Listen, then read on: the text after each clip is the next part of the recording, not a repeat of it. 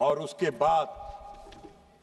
बाद जब भारत ने जवाब देना शुरू किया तो पाकिस्तान की पूरी रडार सिस्टम और रक्षा प्रणाली पर हमला करके उसको लाहौर और गुजरांवाला में सारे सिस्टम को हमारे देश की सेनाओं ने ध्वस्त कर दिया। पाकिस्तान का पूरा रडार और रक्षा प्रणाली ध्वस्त हो गया।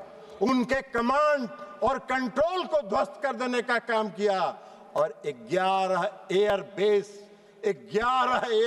को हमारे वायुसेना ने 11 एयरबेस को ध्वस्त कर देने का काम किया। यह हमारी उपलब्धि थी। आपको दिखा नहीं ऑपरेशन सिंदूर की उपलब्धि, आपको दिखेगा भी नहीं। लेकिन पाकिस्तान भी चालाकी कर रहा था। पाकिस्तान ने, आपने देखा होगा, पूरे देश ने देखा कि जब पूरा ऑपरेशन सिंदूर का चल रहा था तो पाकिस्तान अपने नागरिक विमान का भी परिचालन कर रहा था।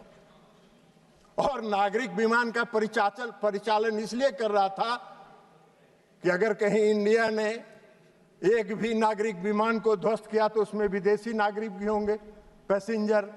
तो पूरे देश में इस देश की, हमारे देश की सेना ने और हमारे नेतृत्व ने उनकी इस चालाकी को समझा और एक भी नागरिक विमान पर खरोच नहीं आया। फिर भी हमने कमांड और कंट्रोल को समाप्त किया, उनके एयरबेस को समाप्त करने का काम हम लोगों ने किया। यह हमारी उपलब्धि थी ऑपरेशन सिंदूर की, यह हमारी उपलब्धि थी ऑपरेशन सिंदूर की। और आप बात कर रहे हैं क्यों रोक दिया, क्यों रोक दिया, क्यों रोक दिया? पहले ही बता दिया प्रधानमंत्री जी ने कि हमको युद्ध नहीं करना चाहते हैं, हम युद्ध नहीं करना चाहते। हमारी लड़ाई आतंकवाद के खिलाफ है और आतंकवादियों को और आतंकवाद का अगर प्रश्रय पाकिस्तान की धरती पर मिलेगा तो हम घुस के हमला करेंगे और आतंकवाद को समाप्त करेंगे। प्रधानमंत्री का नहीं था। इसलिए डायरेक्टर जनरल मिलिट्री ऑपरेशन और दोनों देश के डायरेक्टर जनरल मिलिट्री ऑपरेशन ने बैठ के यह तय किया और बैठ के यह तय करके कहा कि भाई हमको युद्ध रोकना है, युद्ध रोक दीजिए।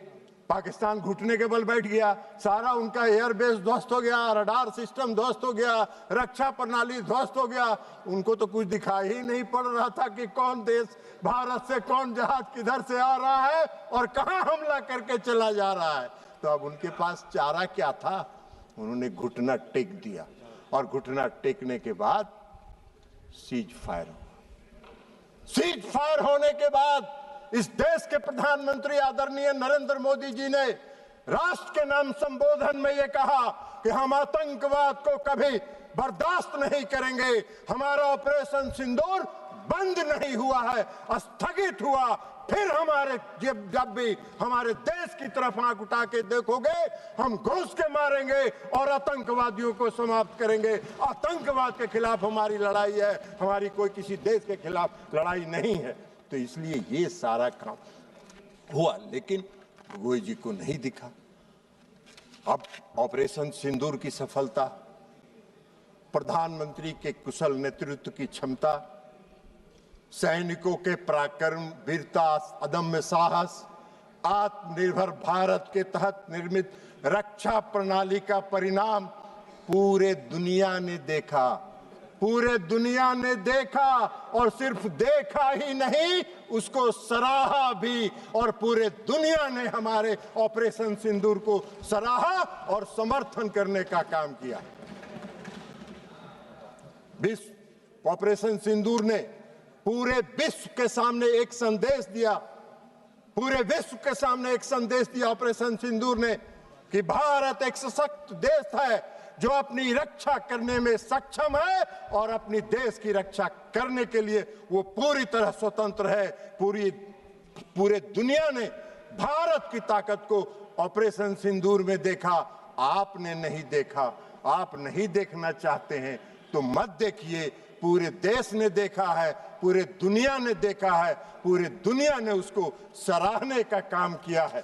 तो इसलिए अब आप बार बार कहते हैं कि भाई अमेरिका के राष्ट्रपति की बात, तो ये माननीय विदेश मंत्री जी यहाँ बैठे हुए हैं, इन्होंने प्रेस कॉन्फ्रेंस करके बता दिया, प्रेस कॉन्फ्रेंस करके बता दिया प्रेस कॉन्फ्रेंस करके कह दिया कि कोई नहीं हुआ।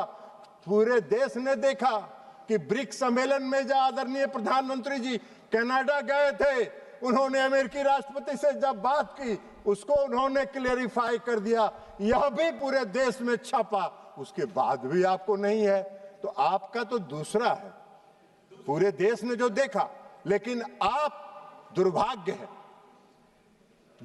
है इस देश का, इस देश की विपक्षी पार्टियों को प्रधानमंत्री और ऑपरेशन सिंदूर की सफलता दिखाई नहीं पड़ती है, जिसको पूरे दुनिया ने देखा और विश्व में देखने का काम किया। आप बार बार कहते हैं प्रधानमंत्री जी बोलते नहीं हैं, प्रधानमंत्री जी बोलते नहीं हैं, प्रधानमंत्री जी को बोलना चाहिए। अरे प्रधानमंत्री जी बोलते नहीं हैं, प्रधानमंत्री जी बोलते नहीं हैं, प्रधानमंत्री जी एक्ट करते हैं और एक्ट करके अपनी ताकत दिखाते हैं। और ये एक्ट करके उन्होंने, चाहे वो सर्जिकल स्ट्राइक हो, एयर स्ट्राइक हो और ऑपरेशन सिंदूर हो, एक्ट करके उन्होंने पूरी दुनिया को दिखाया कि हम एक्ट करते हैं, बोलते नहीं हैं। ये आपका काम है, आपका काम है। इसलिए सभापति महोदय जी कि इनके जो विपक्षी पार्टियां हैं और खास करके जो मुख्य विपक्षी पार्टी है, उसका आदर्श गॉवेल्स के बारे में नहीं जानते हैं? गॉवेल्स जो जर्मनी के एक कहावत है, और गॉवेल्स का कहावत भी पढ़ के आपको सुना देते हैं सभापति महोदय। नहीं, गॉवेल्स का जो थ्योरी है, एक झूठ को बार बार बोलने से वह सच हो जाता है। यह एक प्रसिद्ध कहावत है, सुन लीजिए, लेकिन यह सच नहीं है। यह विचार जिसे गोवल की राजनीति या बड़ा झूठ कहा जाता है ना, कि प्रचार मंत्री जो उस पर विश्वास करे, यह ध्यान रखना महत्वपूर्ण है। यह ध्यान रखना महत्वपूर्ण है कि यह एक दुष्प्रचार रणनीति है, न कि सच्चाई। झूठ चाहे कितनी बार दोहराया जाए, सच नहीं बन जाता। आप बार बार दोहराते हैं। अमेरिका के राष्ट्रपति के दबाव में इन्होंने बंद किया, अमेरिका के राष्ट्रपति के दबाव में बंद किया। क्यों बंद किया? ये बार बार झूठ आपके बोलने से सच नहीं होगा। सच यही है कि भारत किसी के दबाव में नहीं आता है। भारत अपना निर्णय स्वयं करता है और भारत उसमें सक्षम है अपना निर्णय स्वयं करने में। तो इसलिए सभापति